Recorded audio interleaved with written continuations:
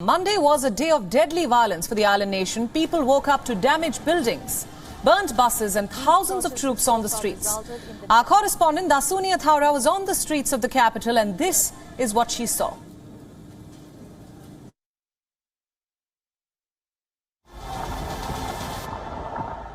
I am here in Colombo mere 24 hours after the violent clashes that transpired yesterday. And as you can see right behind me are buses that have been completely vandalized by these protesters following yesterday's violent clash. That's not all. On the other side as well, you will be able to see a bus that has been completely set ablaze by these protesters. Now, this is not the only location that has buses or vehicles that have been completely set ablaze or vandalized by these protesters. Multiple locations around Colombo right now show similar scenes of vehicles that have been completely vandalized by these protesters. It must be noted that yesterday, after weeks of peaceful protests, was the first time that Sri Lanka saw full-blown violence during protest, more specifically when pro-government protesters clashed with anti-government protesters. Monday's violence was a turning point for Sri Lanka. At least 7 people were killed in the deadliest clashes since the protests began. As the outrage soared, Prime Minister Mahinda Rajapaksa resigned. But even that was not enough to calm the public. People wanted the Rajapaksas out, and they refused to back down until their demands were met. Today, anti-government protesters returned to the streets, defying an island-wide curfew.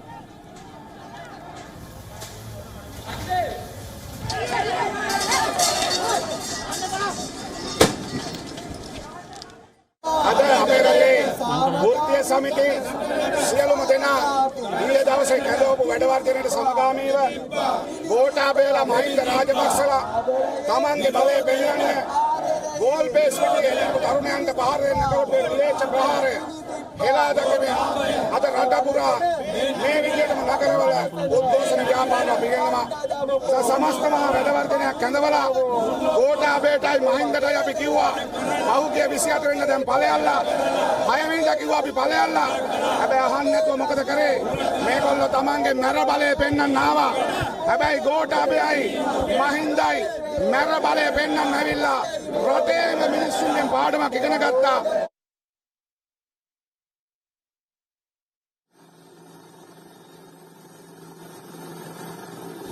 3 of the former Prime Minister's residences were attacked. Mahinda Rajapaksa even had to be evacuated from his residence.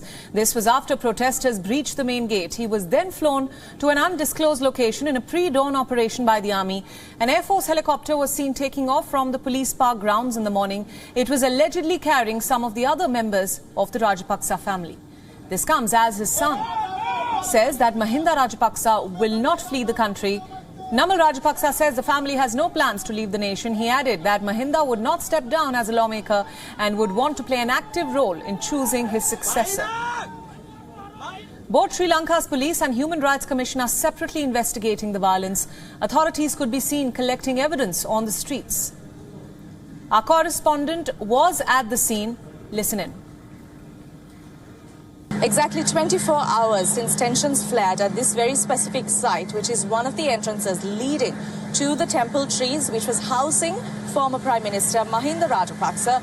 Investigative officials are now on site collecting evidence as investigations are now underway to understand what exactly transpired yesterday for protests which have been happening for weeks on end, that have been peaceful, to suddenly turn violent yesterday as pro-government protesters clashed with anti-government protesters. Sri Lanka's political crisis is worsening just as much as its economic crisis as we speak.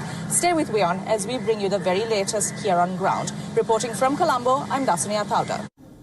Opposition parties are now calling for the arrest of Mahinda Rajapaksa. They blame him for inciting violence against peaceful anti-government protesters.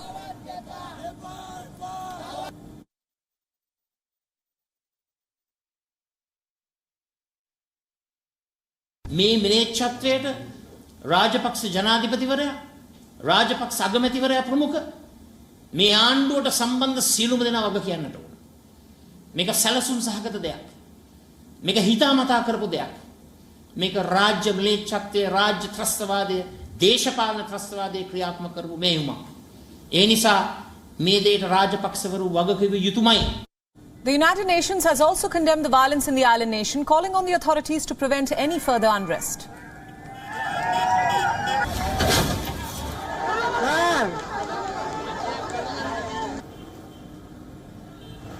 The High Commissioner said she was deeply troubled by the escalation of violence in Sri Lanka after supporters of the Prime Minister attacked peaceful protesters in Colombo yesterday, the 9th of May, and the subsequent mob violence against members of the ruling party. Sri Lanka is currently reeling under its worst economic crisis since independence. The country has suffered months of blackouts and dire shortages of food and fuel. This has triggered massive anti-government protests across the country.